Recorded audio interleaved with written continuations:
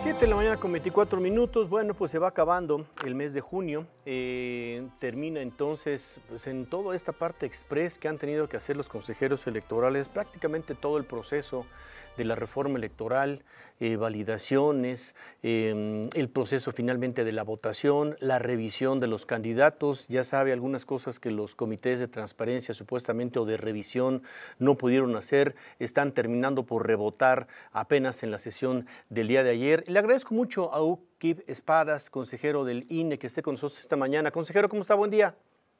¿Qué tal? Muy buenos días, con el gusto de estar con usted. No, al revés, muchísimas gracias, consejero. Oiga, bueno, pues finalmente va terminando el proceso y la elección, pues ahora sí que con todos sus asegúnes.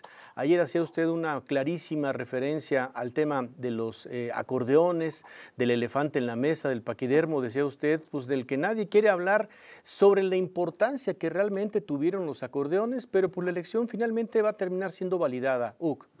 Kib. A ver, la elección ya fue declarada Ya fue válida, las declarada 6 válida, sí, elecciones, porque correcto. no estamos hablando de una sola. Ujú. Y si bien el proceso es uno, cada, eh, cada elección tiene su propia validación. Y bueno, sí, ayer discutimos el asunto de los acordeones nuevamente. Ujú. Mi posición fue que tratándose de propaganda ilegal, porque pues su financiamiento no fue declarado, pues que también los datos de la elección nos dicen que pues no es verdad que el 90% de la gente, como se pretendió, como se ha pretendido en algunos medios, Ujú. haya votado de acuerdo con el acordeón. Si nosotros vemos los resultados de la Corte, el candidato que gana con más votos tuvo el 47% de los votos, es decir, 53 de cada 100 personas no Ujú. votaron por él, y el menos votado gana con el 25% de los votos, es decir, 75% de personas no vota por él, 3 de cada 4. Plantear que esto es un equivalente a los Al viejos 95, claro. procedimientos del Ujú. PRI digo, yo solo puedo imaginarme cómo hubiera ocurrido un proceso como estos a mediados de los años 80, ¿no? Entonces, si hubo intentos gubernamentales por sacar masivamente a la gente a votar y que estos votaran por una lista específica, pues la realidad es que los esfuerzos habrían sido fallidos. Y, a ver, vamos a poner esto en Ujú, ujú, proporción. ujú. La propaganda impresa, vamos, para un periodista esto es muy claro, igual que los periódicos, la propaganda impresa hace ya décadas que ha dejado de ser el principal mecanismo de comunicación y de propaganda. La Así es. propaganda transitó al radio y la televisión, ahora a las redes, de forma tal que el alcance de un acordeón por sí mismo es muy limitado.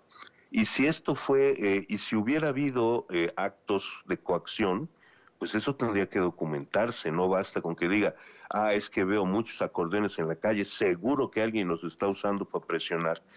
Esa segunda parte, para efectos de una elección, se tiene que acreditar plenamente. Pero otra vez, los resultados nos dicen que no es así. No hubo un acordeón oficial, hubo docenas de acordeones. Ujú, ujú, ujú. Los resultados nos dicen que no hay una concentración de la votación que permita argumentar que estos acordeones son los que decidieron el resultado de la votación. ¿Qué sí ocurrió? A ver, estamos en una sociedad que no la sociedad, sino el círculo rojo está polarizado y en donde uno de los polos abiertamente dijo que no iba a la elección. ¿Cuál es la sorpresa de que los electores del otro polo hayan votado por candidatos con los que simpatizan de manera muy dispersa, hay que decirlo? Otra vez, el que más votos obtuvo tiene el 47%. Ujú. Si estuviéramos hablando de una elección eh, partidista, los resultados podrían haber sido muy semejantes. Es decir, la dispersión de la votación nos habla de que nadie de quienes hayan intentado a través de un acordeón definir la votación logró su meta. Qué interesante escucharlo, consejero, porque entonces de esa forma es como así vamos entendiendo cómo se dio una discusión. Me queda claro que en una parte de los consejeros del INE, pero así es como hay que entender el tema y no a rajatabla de todos votaron con los mismos instrumentos, me refiero a los acordeones, y eso es lo que dominó la elección, que es lo que hemos entendido, pues por lo menos en este espacio, es lo que hemos entendido. Eso es lo que dominó la votación para algunos de los casos, sobre todo en los casos nacionales, ¿no? Me refiero a la Suprema Corte de Justicia de la Nación, y se va desgranando en el país por jueces y magistrados.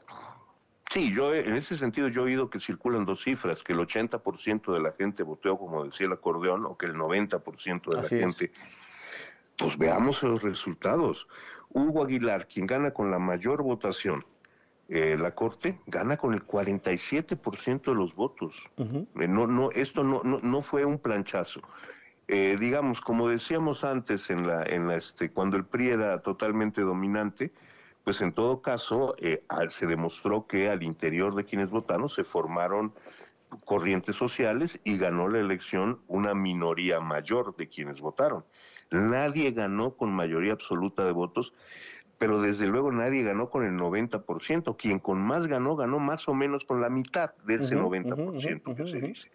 Y vamos a hablar en plata. ¿Por qué ganan, por ejemplo, las 3 ministras que ya estaban? Estas 3 ministras nunca ocultaron, pues no sé si su cercanía, pero por lo menos su simpatía, porque las 3 son diferentes, con la coalición gobernante, tuvieron mucha exposición durante los años anteriores y quienes hubieran podido ser sus contrarios electoralmente, pues no tuvieron respaldo del otro polo que decidió no ir a la elección. De verdad es muy sorpresivo que estas 3 ministras en una elección, lo que a mí me resulta sorpresivo es que ganaron con el 40 y 30 y tantos % de los votos. Es decir, la ministra de estas 3 ministras, la que menos votación recibió aproximadamente la tercera parte de los votos. Es decir, de cada 3 personas que fueron a votar, 2 votaron por otras personas. Entonces, bueno, sí, efectivamente hay... pues se puede notar una preferencia en quienes ganaron, eso es inocultable, que deriva de que solo uno de los polos políticos llamó a votar y sus candidatos no tuvieron unas votaciones abrumadoras. Vamos, para decirlo todavía más claro, si esto hubiera sido una elección en la que el otro polo hubiera disputado, teniendo candidatos que ganaron con el 25 y 30% de los votos, es evidente que hubiera sido una elección competitiva. Probablemente entre polos no haya sido una elección competitiva, pues porque uno de ellos dijo simplemente yo no voy a participar. Fue una posición para deslegitimar la elección. Claro. Yo creo que legítima, poco exitosa, es decir, se vale si una fuerza política no está de acuerdo para nada en una elección, que diga yo no estoy para nada de acuerdo y no voy. Entonces pero eso significa que los cargos electivos no los va a ganar. Recordemos Venezuela en 2005. La oposición dice, esta va a ser una elección tremendamente manipulada y yo no voy.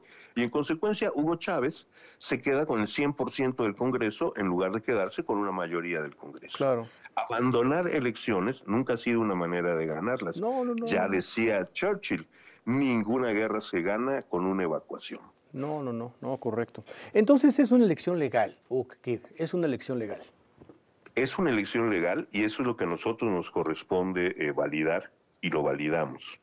La legitimidad de la elección por la materia misma, si de verdad debemos elegir a los jueces a todos los niveles, me parece que es una discusión muy legítima, es una discusión que se tiene que centrar en el poder legislativo, que cuando se vuelva a abrir, porque me parece que se tiene que volver a abrir, esto es, la legislación mostró una serie de carencias para poder implementar la elección, hay que reformar la reforma, y bueno, ese será el momento de discutir qué tanto se debe elegir, en fin.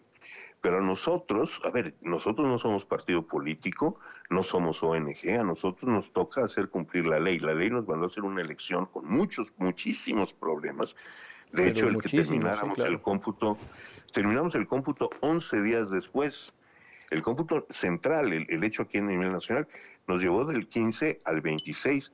¿Por qué? Porque, entre otras cosas, tuvimos que reparar muchos problemas que trajeron los registros, que eso también habrá que discutirlo en la reforma de la reforma.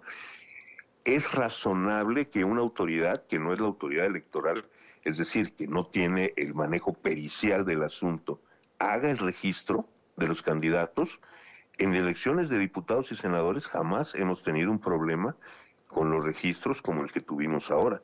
A mí me parece que los registros en todos los casos los debería de hacer la autoridad electoral, porque es quien presta este servicio a la sociedad de manera autónoma desde hace 30 años. Pues le agradecemos mucho esta explicación, la verdad muy detallada. Avanzamos creo que bastante en lo que tiene que ver con el raciocinio del INE. UKIP, muchísimas gracias, consejero. Por el contrario, muchísimas gracias por permitirme platicar con usted y acceder a su auditorio. Muchas gracias, igualmente, muchas gracias. Que esté muy bien, consejero. Gracias. UKIP Esparas, muy buenos días.